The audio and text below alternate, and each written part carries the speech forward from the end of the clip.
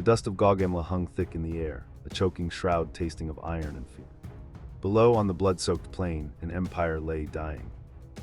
The Persian lines, once an unbreakable sea of men and horses, were now a chaotic rout, a testament to a brutal, audacious gamble.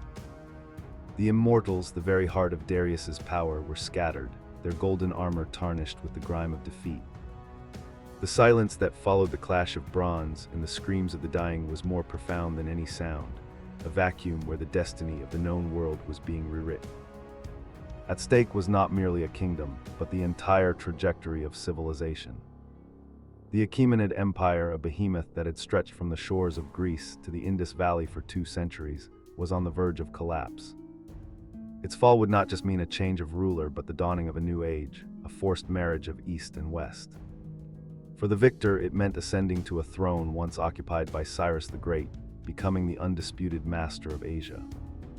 For the vanquished, it signaled the end of a dynasty and the subjugation of a proud and ancient people. At the center of this maelstrom, atop a magnificent black charger, sat a young man of only 25. His blonde hair was matted with sweat and dust, his eyes, one blue and one brown, burned with an intensity that seemed to consume the very air around him. He was not a king born to this vast land, but a foreign invader, a Macedonian whose ambition was as boundless as the territories he now surveyed. He was a paradox, a student of Aristotle who wielded the spear with terrifying efficiency, a liberator in one city and a brutal conqueror in the next. Who was this force of nature, this king of kings by conquest, whose audacity had just shattered one of the greatest empires the world had ever known? What name would be whispered in fear and awe from the Nile to the Oxus, a name that would echo through millennia, synonymous with both creation and destruction? The name was Alexander. In the immediate aftermath, as Darius III fled into the eastern mountains, Alexander of Macedon did not just claim victory, he claimed the world. He rode into the legendary city of Babylon not as a foreign conqueror, but as a liberator, his men stunned by the opulence and grandeur of a civilization they had only heard of in whispers. The fate of Persia was sealed and the Hellenistic age had begun, born from the dust and blood of a single, decisive day. History is not a gentle stream but a raging torrent, carved by moments of impossible odds and the sheer, indomitable will of individuals who dare to defy them. The story begins not on the battlefield, but in the mind of a young prince haunted by the shadow of his father, Philip II. A brilliant, ruthless strategist, Philip had forged the disparate Greek city-states into a unified force, his gaze fixed eastward on the glittering prize of Persia. His assassination, a bloody, chaotic affair shrouded in whispers of conspiracy, left a throne and a dream to his 20-year-old son. A dream of vengeance against the Persian Empire for its past invasions of Greece, a motive that served as the perfect pretext for an ambition far grander. From the moment he crossed the Hellespont into Asia Minor in 334 BC, it was clear this was no ordinary campaign. This was a collision of worlds. His army, a hardened core of Macedonians and allied Greeks, was a marvel of logistical efficiency and tactical innovation. Facing them was the vast, multi-ethnic force of the Persian satraps, confident in their numbers and the sheer scale of their empire. But Alexander possessed a weapon more potent than any spear or shield, a profound understanding of psychological warfare, an ability to manipulate the hopes and fears of both his enemies and his own men. In the ancient city of Gordium, a challenge of legend awaited. An ancient ox cart dedicated to the gods was bound by a knot so complex that no one had ever been able to untangle it. An oracle had prophesied that whoever could loose the Gordian Knot would become the ruler of all Asia. For hours, nobles and generals had tried and failed, their fingers fumbling with the gnarled, weathered ropes. The knot was more than a puzzle. It was a symbol of an intractable problem, of a destiny that seemed sealed. The fate of an empire, according to prophecy, rested on the unraveling of this single, intricate knot. For Alexander, this was not merely a test of intellect, but a public spectacle. To fail would be a sign of weakness, a crack in the aura of invincibility he was carefully cultivating. His men, his enemies, the very gods themselves, were watching. The prophecy had laid down the terms, untie the knot and rule Asia. The question was not just if he could do it, but how.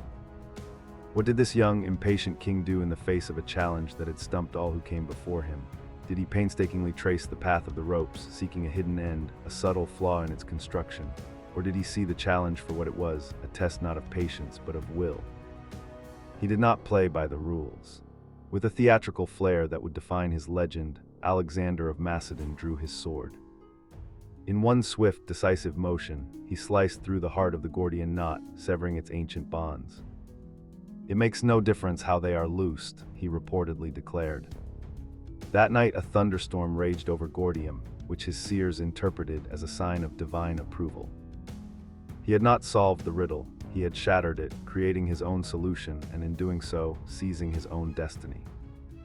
The path to power is not always found by following the routes laid out by others. Sometimes it requires cutting a new one entirely. The conquest continued, a relentless march through Asia Minor, Syria, and Phoenicia. The siege of Tyre was a testament to his brutal determination, a 7-month ordeal where he built a causeway to an island fortress deemed impregnable. After its fall, the city was made a horrific example. Thousands were executed, and the rest of the population sold into slavery. Fear, he demonstrated, was a powerful tool of governance. He understood that an empire built on conquest required not just victory, but the crushing of all hope of resistance. Then came Egypt, a land of ancient gods and mysteries. Here, Alexander employed a different tactic. He did not arrive as a conqueror, but as a liberator, freeing the Egyptians from the often harsh rule of the Persians.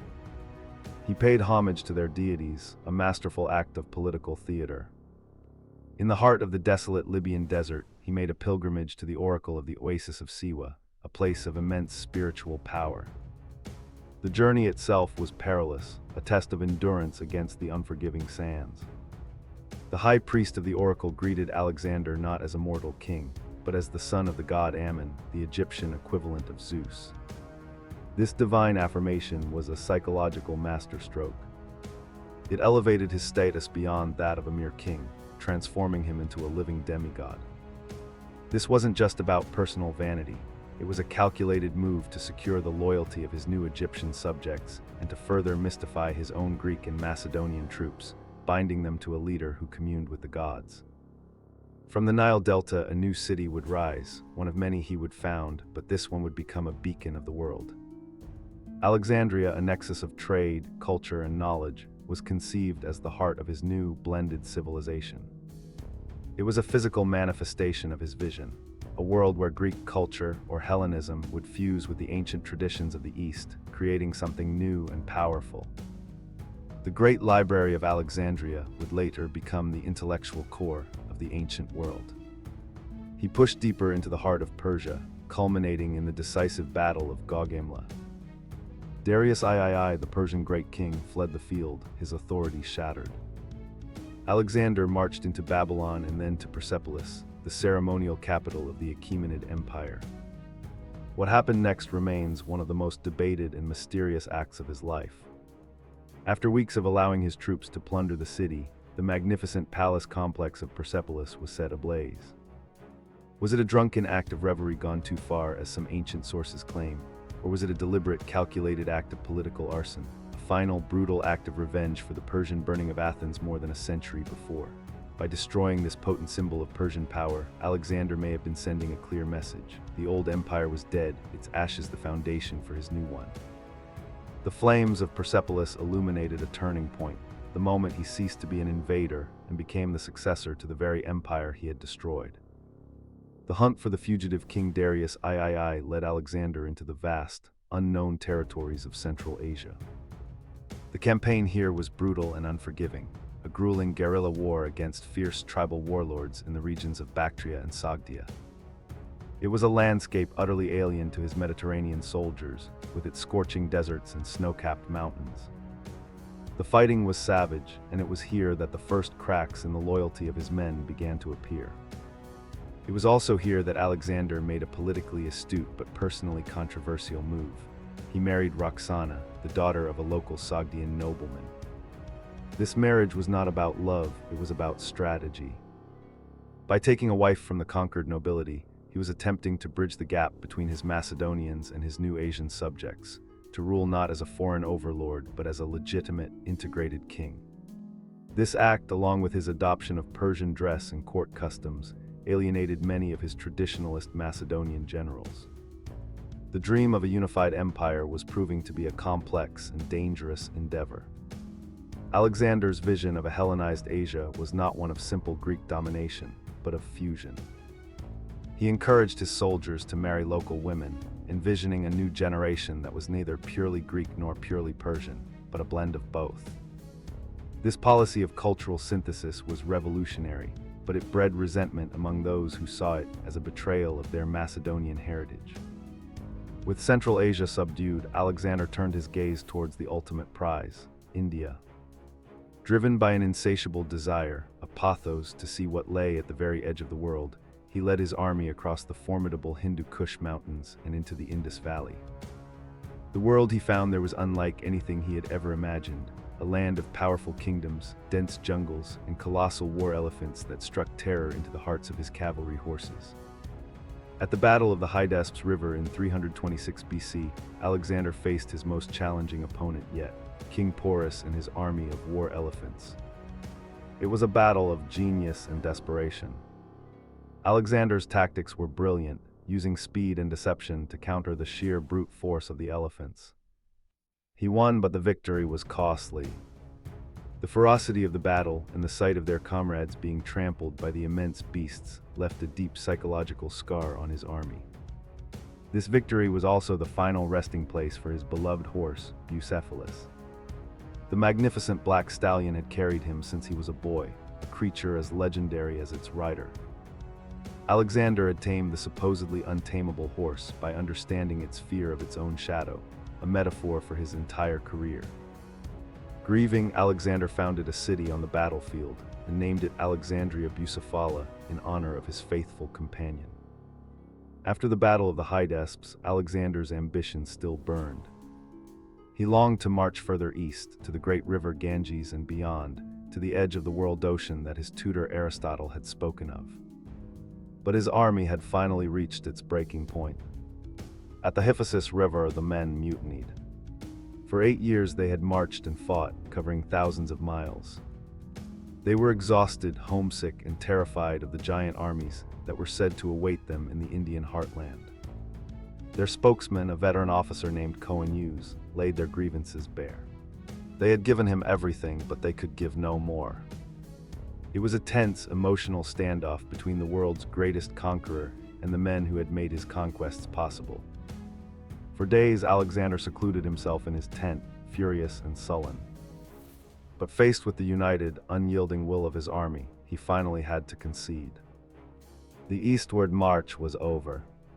It was a bitter moment, the only defeat Alexander ever suffered, and it came not from an enemy army, but from his own. The return journey was to be his army's greatest trial.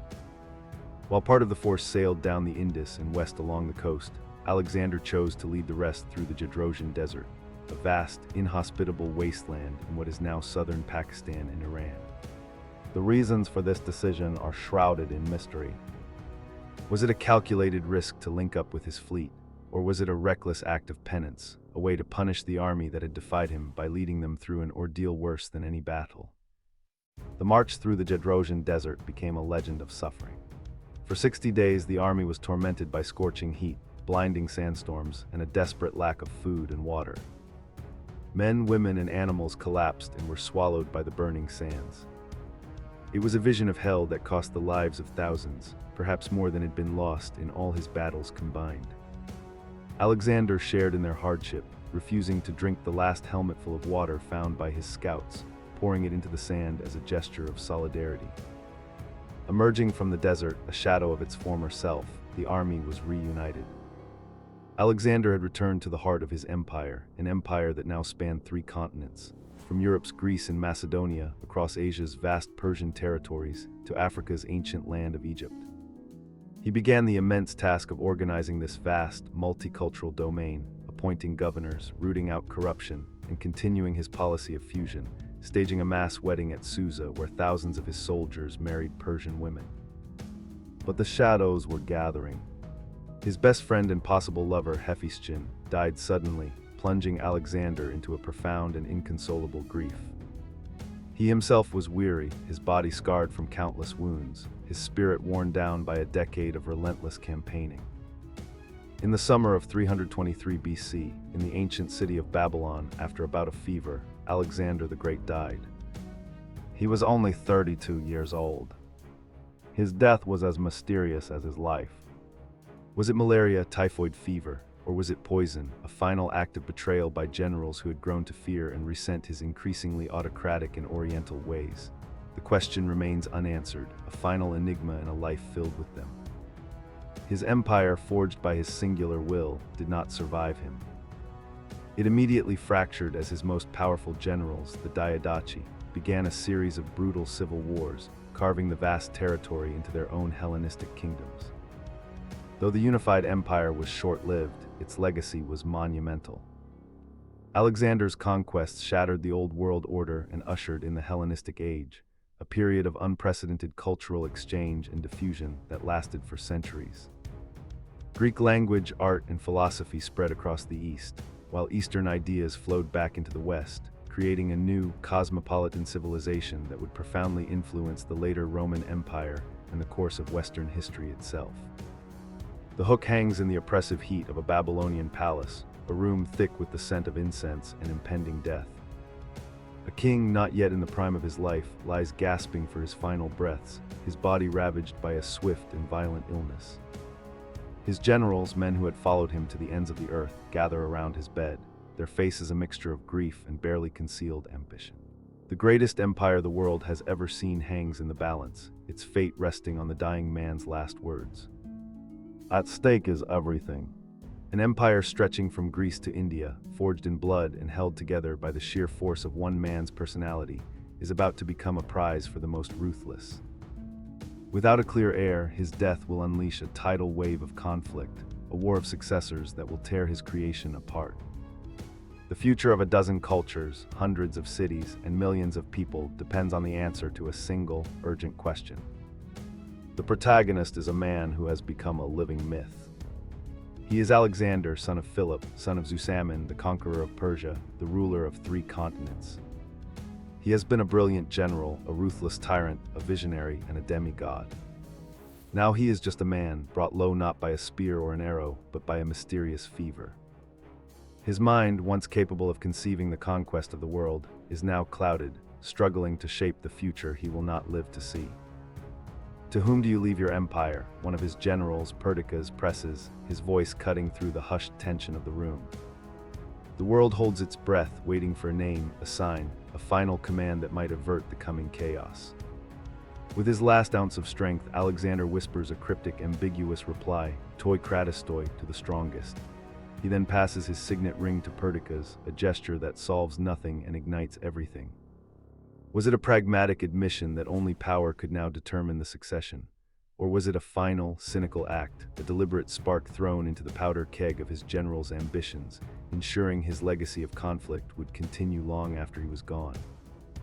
The immediate aftermath was the very chaos he had either failed to prevent or actively encouraged. His words to the strongest became a declaration of war. The wars of the Diadochi erupted, a 40-year period of brutal conflict that saw his empire dismembered. Ptolemy seized Egypt, Seleucus took Asia, and Antigonus fought for control of Macedon. The dream of a unified Hellenistic world died with its creator, replaced by a landscape of competing kingdoms. History is not merely written by the victors. It is profoundly shaped by the ambiguities and unresolved questions left in the wake of great figures, whose final words can unleash as much change as their life's work.